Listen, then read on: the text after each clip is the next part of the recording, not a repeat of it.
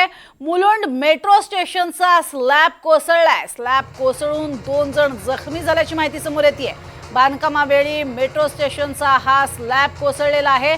सध्या मुंबईमध्ये आपण बघतोय ठिकठिकाणी मेट्रोची कामं सुरू आहेत आणि मेट्रोसाठी स्लॅबही टाकले जात आहेत। त्यातच ही दुर्घटना घडलेली आहे।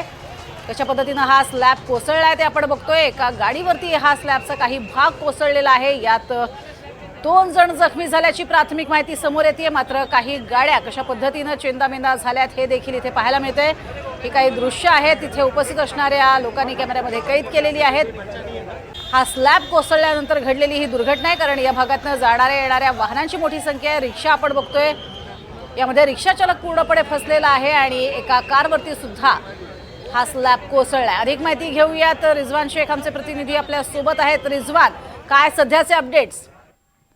प्रज्ञा, नक्की आपण जर पाहिलं तर सकाळच्या वेळी मोठ्या प्रमाणात जे चाकरमानी आहे ते मुंबईच्या दिशेने रवाना होतात आणि अर्थातच मुंबई येथील जो काही मुलुंड हा या ठिकाणी जो आहे तो मेट्रोचा गर्डर जो आहे तो काम सुरू होता युद्ध पातळीवरती आणि हा गर्डर कोसळल्यामुळे कुठेतरी मोठी दुर्घटना जी आहे ती या ठिकाणी झालेली आहे। आपण जर पाहिलं तर दररोज लाखो प्रवासी जे आहेत ते या मुलुंड, भांडूप आणि नाहूर याच्या दरम्यान जे ते प्रवास करत असतात आणि अशाच वेळी मोठ्या प्रमाणात जे युद्ध पातळीवर मेट्रोचं काम देखील सुरू आहे।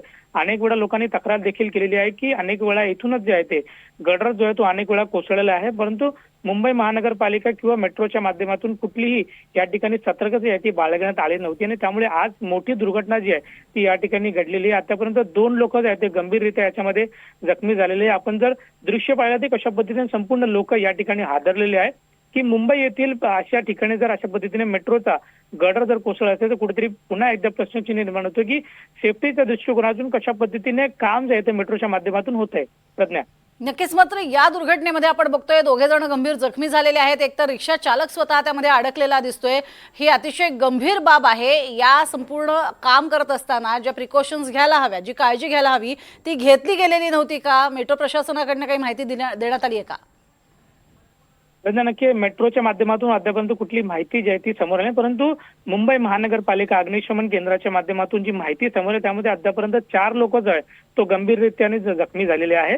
आपण जर काही दिवसापूर्वी ठाण्यातील भिवंडी येथील देखील अशा प्रकारचा जो कृत्य आहे तो समोर आला होता। जाणाऱ्या लोकांवरती अचानक मेट्रोचा जो एक खांबा आहे तो कोसळला होता, त्यामुळे दुर्दैवी जे आहे ते व्यक्तीच्या डोक्यामध्ये जे आहे ते रॉड घुसलं होतं, त्यामुळे त्याला देखील गंभीर दुखापत झाला होता। अनेक लोकांनी या सेफ्टी दृष्टिकोनातून कशा पद्धतीने मेट्रोनी कार्य करावा अशी देखील मागणी उचलली, परंतु मेट्रोच्या माध्यमातून कुठलीही सेफ्टी जी आहे ती या ठिकाणी उचलली जात नसल्याने त्यामुळे पुन्हा एकदा मेट्रोच्या कामामुळे कुठेतरी प्रश्नचिन्ह जो आहे तो मुंबईमध्ये उपस्थित होताना दिसून येत आहे। नक्कीच। आणि आता मात्र खबरदारीचा उपाय म्हणून या भागामध्ये कायम प्रिकॉशन घेणं गरजेचं आहे। तुर्तास धन्यवाद या संपूर्ण माहितीसाठी। अशा दुर्घटना घडू नयेत याची काळजी ही मात्र आता मेट्रो प्रशासनाला घ्यावी लागणार आहे।